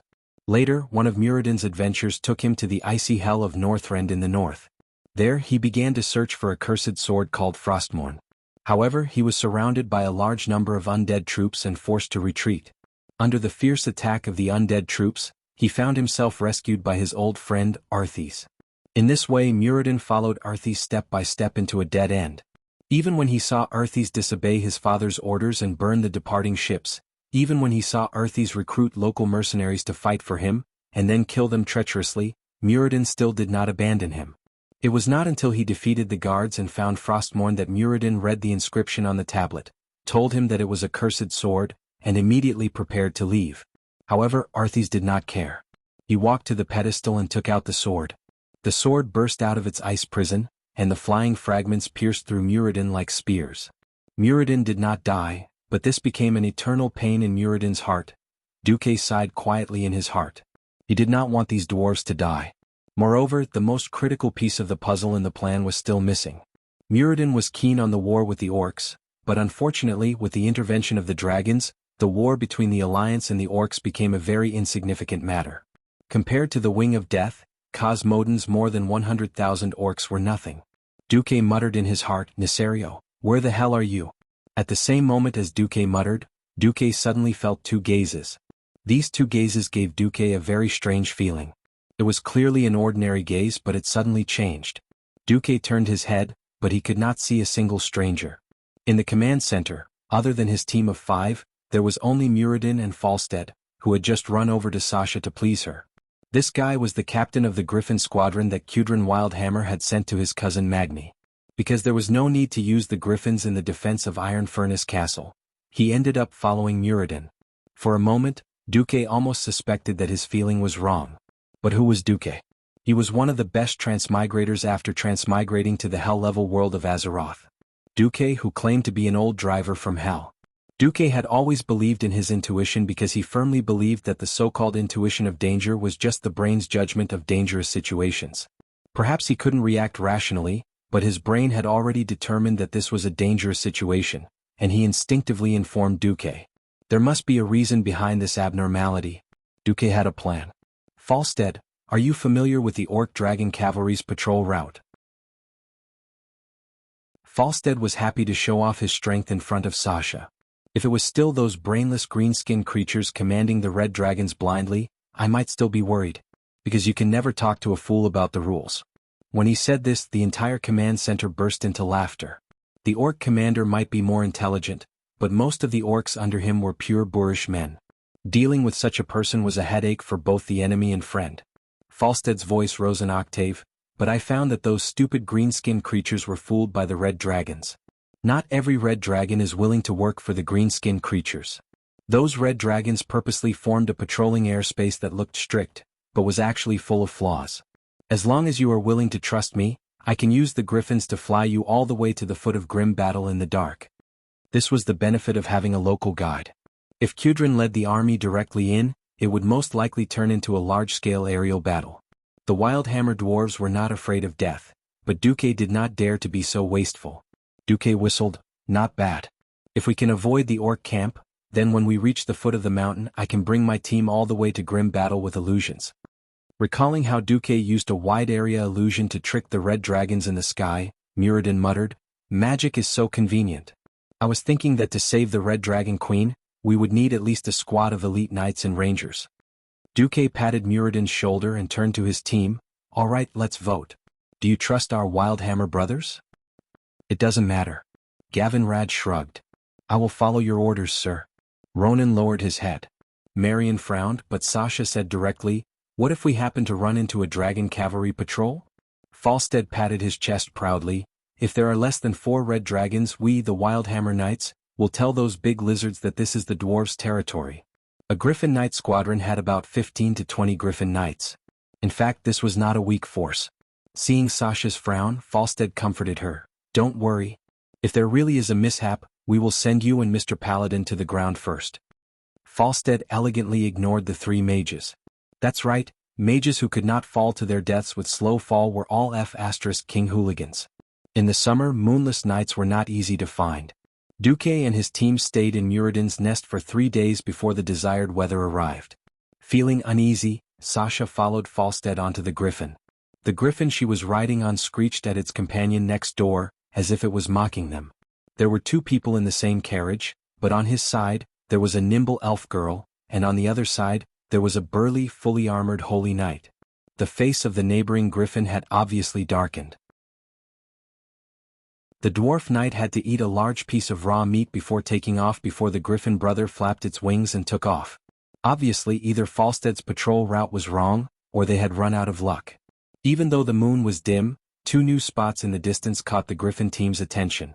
These 2 spots in the sky kept moving, growing larger and larger as they charged towards them. What are those? Flying at high speed in the wind, Falstead leaned forward and turned to look at Sasha behind him. He knew that this elven ranger had better night vision than him. Sasha's mouth was bitter. In the name of the sun, well, those are 2 dragons. At this moment she hated the bragging dwarf griffin knight in front of her. What happened to sneaking into the village and not wanting to shoot? Dragons, and there were 2 of them at once. Are they red? Falstead pressed, unwilling to give up. Does that matter? Dragons are dragons. Will there be dragons of other colors on this battlefield? They're charging at us at high speed. Sasha shouted.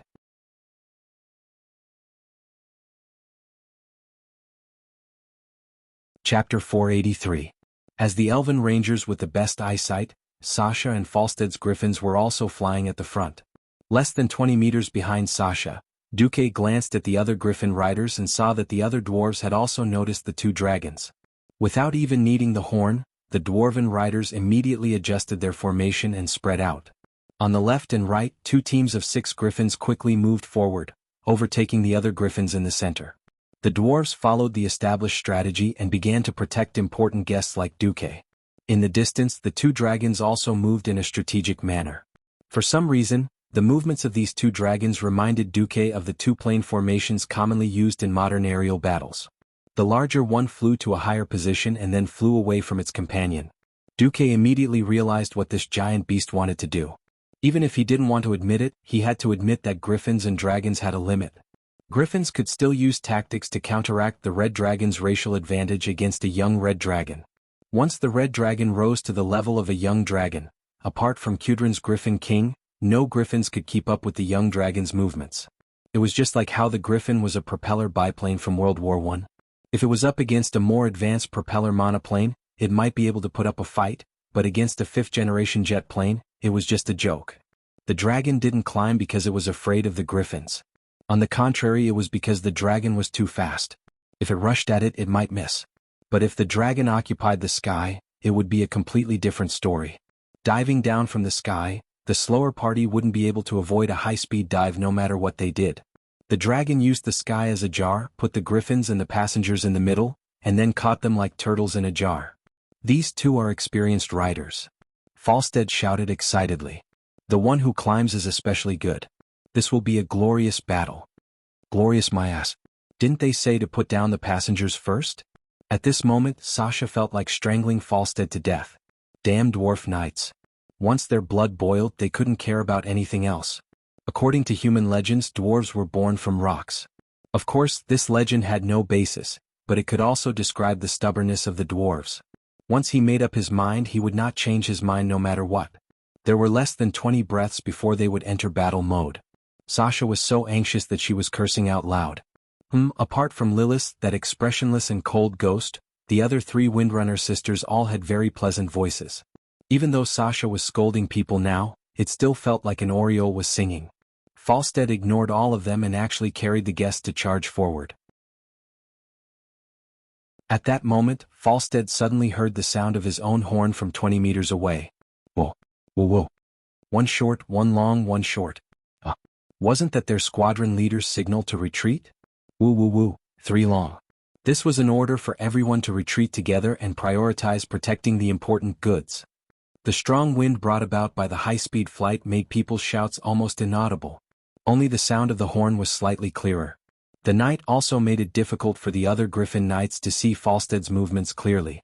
The Dwarven Knights were highly disciplined, so they chose to follow orders unconditionally.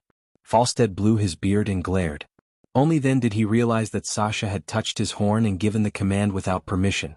Furthermore, the sound of the horn was right. Hee hee. Sasha raised the horn with one hand proudly. Luckily, Duque gave me a brocade pouch before we set off.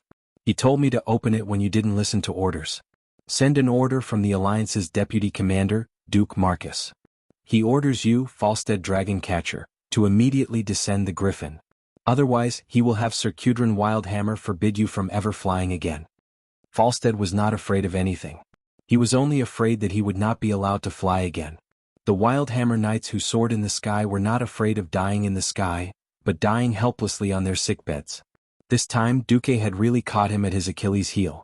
Falstead knew that the situation was not good, but he could only give up on fighting the dragon. Damn it. If the dragon charges down like this, half of us will die. When that happens, you, the deputy commander, will have to take full responsibility. I don't care. Carry out the order. Sasha also understood that if she chose to retreat in this situation, it would only give the dragon a chance to take them down one by one. But some things were just like that.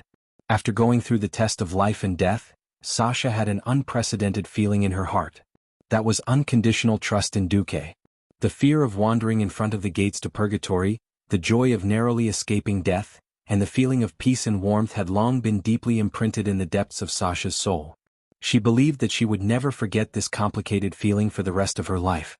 I don't care if others believe it or not, I do. In the end, the Dwarven Griffin Squadron, which never backed down, actually ran away. This was out of the dragon's expectations, and also made the two red dragons extremely happy. Because after giving up on speed, these griffins were no different from helpless chicks in the eyes of humans. Suddenly breaking through the dense clouds, the ruler of the sky, the dragon with unparalleled dominance, proudly descended from the sky. Close. Even closer. In less than 30 breaths, they would be able to tear these annoying birds with little claws into pieces and scatter them in the air. Very suddenly, the two dragons felt that they were seeing things for a moment. Why are there so many griffins? Immediately, the dragons realized that it wasn't an illusion. The griffins swayed a few times and instantly, a large group of griffins appeared. Not just a dozen but more than 100.